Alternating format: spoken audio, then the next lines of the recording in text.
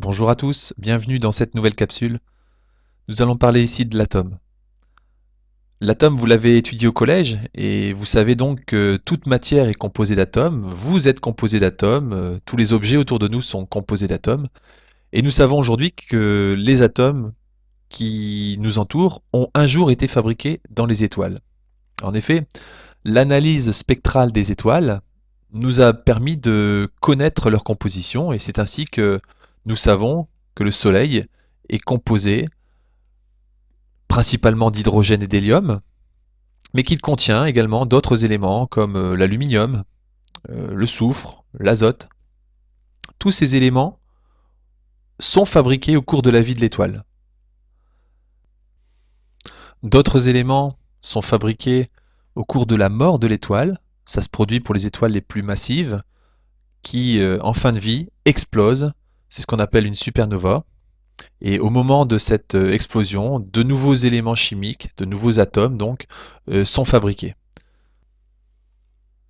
Alors, quelle différence y a-t-il entre tous ces atomes? Un atome d'or n'est pas un atome de cuivre. Pourquoi?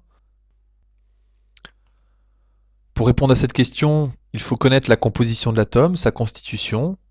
Je vous invite pour cela à consulter le site internet qui est ici. En fait, c'est une animation qui va vous permettre de voyager dans les différentes dimensions de l'univers. Ici, j'ai placé le curseur à 10 puissance 12 mètres, c'est-à-dire la taille des plus grosses étoiles qui existent dans l'univers.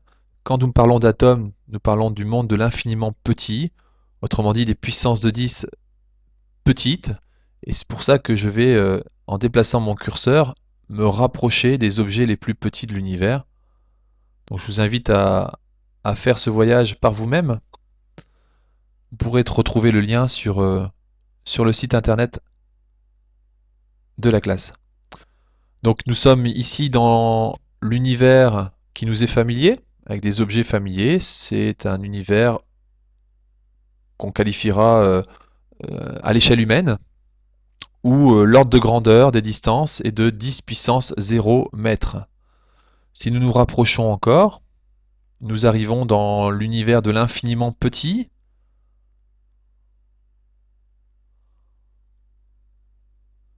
jusqu'à l'atome, dont les dimensions sont de l'ordre de 10 puissance moins 10 mètres. On peut continuer notre voyage et s'approcher du noyau de l'atome qui lui a une dimension de l'ordre de 10-15 mètres. Donc si nous récapitulons, nous avons l'échelle astronomique avec les étoiles, les planètes, l'échelle humaine avec les objets qui nous sont familiers, et l'échelle microscopique où il y a les atomes, où l'ordre de grandeur est de 10-10 mètres, et le noyau de l'atome, dont l'ordre de grandeur est de 10-15 mètres. Alors, la différence entre la taille du noyau et la taille de l'atome est tout de même très importante. Pour bien s'imaginer cette différence, prenons la carte de Petite-Sainte. Imaginons qu'à l'endroit où se trouve le lycée de l'Europe, je place une balle de ping-pong, voici, comme ceci. Donc le point vert sur l'écran, c'est l'endroit où se trouve le lycée de l'Europe. Je place à cet endroit une balle de ping-pong. Compte tenu des dimensions que l'on vient d'indiquer, on s'aperçoit qu'il y a un rapport de 10 puissance 5 entre la taille du noyau et la taille de l'atome lui-même. 10 puissance 5, c'est 100 000. Ça veut dire que le noyau est 100 000 fois plus petit que l'atome. Notre balle de ping-pong mesure environ 3 cm de diamètre. Donc, ça voudrait dire que les premiers électrons de notre atome seraient situés à 3 km du noyau. 3 km par rapport au lycée de l'Europe, c'est l'endroit où se trouve la salle de la Concorde ou le fort de Petite-Sainte à peu près. Entre le noyau et les électrons, c'est du vide. Autrement dit, l'atome est principalement constitué de vide. On dira donc que l'atome est lacunaire. Alors, vous avez appris au collège que l'atome était composé d'un noyau, d'électrons. C'est ce que l'on peut schématiser ici. Et vous vous rappelez également que vous avez appris que le noyau portait une charge électrique positive, tandis que les électrons autour du noyau portent, eux, une charge électrique négative. L'atome qui est neutre, c'est-à-dire il ne porte pas de charge, contient donc autant de charges positives qu'il y a de charges négatives. Intéressons-nous à présent à la constitution du noyau. Donc vous avez ici l'exemple d'un noyau d'uranium ou d'un noyau de chlore. Nous voyons très bien que ces deux noyaux sont différents. Un noyau est composé de deux types de particules. Ces particules, c'est ce qu'on appelle des nucléons. Ces nucléons sont représentés ici par des boules rouges et des boules bleues parce qu'effectivement, il y a deux sortes de nucléons. Il y a des protons et des neutrons.